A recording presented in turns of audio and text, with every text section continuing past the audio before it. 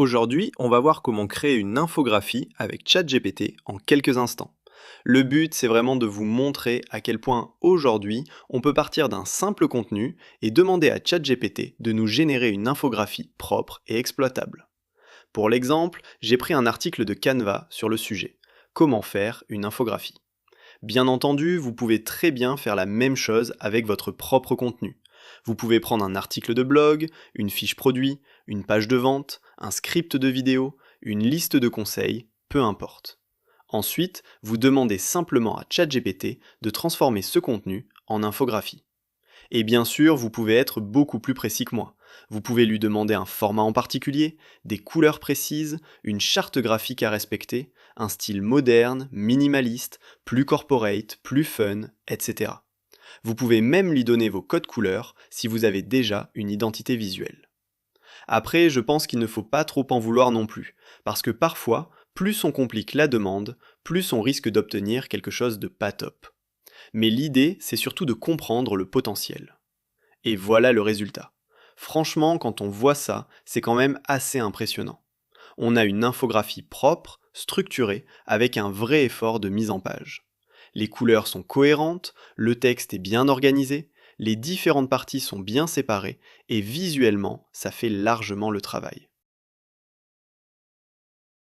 Le plus intéressant, c'est que ça ne m'a pas pris des heures sur Canva. Je n'ai pas eu besoin de chercher un modèle, de déplacer chaque élément, de choisir les icônes, de régler les alignements, etc. Avant, ce genre de visuel, c'était typiquement le truc qu'on avait toujours une fichue flemme de faire. On savait que ça pouvait améliorer un article ou un post, mais on repoussait parce que ça prenait trop de temps. Là, honnêtement, on n'a plus d'excuses. Bien sûr, il faut quand même contrôler le résultat.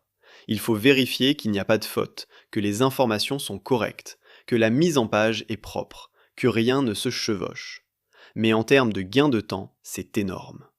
Maintenant, on va faire un deuxième test, cette fois pour un post de réseau social. Là, je vais lui demander quelque chose d'un peu différent. Je vais lui dire de faire d'abord une recherche sur les bienfaits du melon, puis de me générer une infographie au format portrait pour Instagram. Je vais aussi lui préciser d'utiliser des couleurs adaptées à la thématique, avec du vert pour les titres. Et là, c'est important. Je ne lui donne pas une charte graphique ultra détaillée. Je reste volontairement assez simple, parce que je veux voir ce qu'il est capable de proposer avec une demande de base. Donc je lui demande quelque chose comme réalise-moi une infographie sur les bienfaits du melon en allant récupérer dans un premier temps les informations sur le sujet et dans un second temps, génère-moi cette infographie au format portrait pour mon compte Instagram. Choisis des couleurs appropriées à la thématique. Utilise du vert pour les titres. Et voilà ce qu'il me sort. Franchement, le rendu est super propre. On est bien sur un format portrait, mais j'ai l'impression un peu trop en longueur pour Instagram.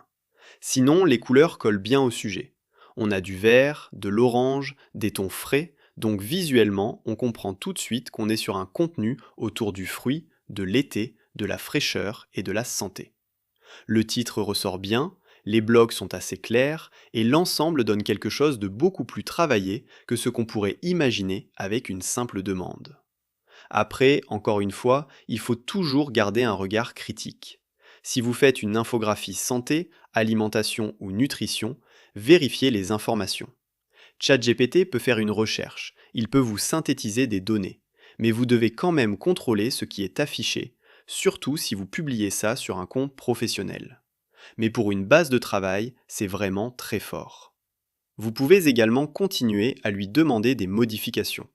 Mais honnêtement, si vous lui en demandez trop, par expérience, il risque de faire n'importe quoi. C'est préférable de recommencer une nouvelle conversation. Est-ce qu'un graphiste professionnel peut faire mieux? Oui, sûrement.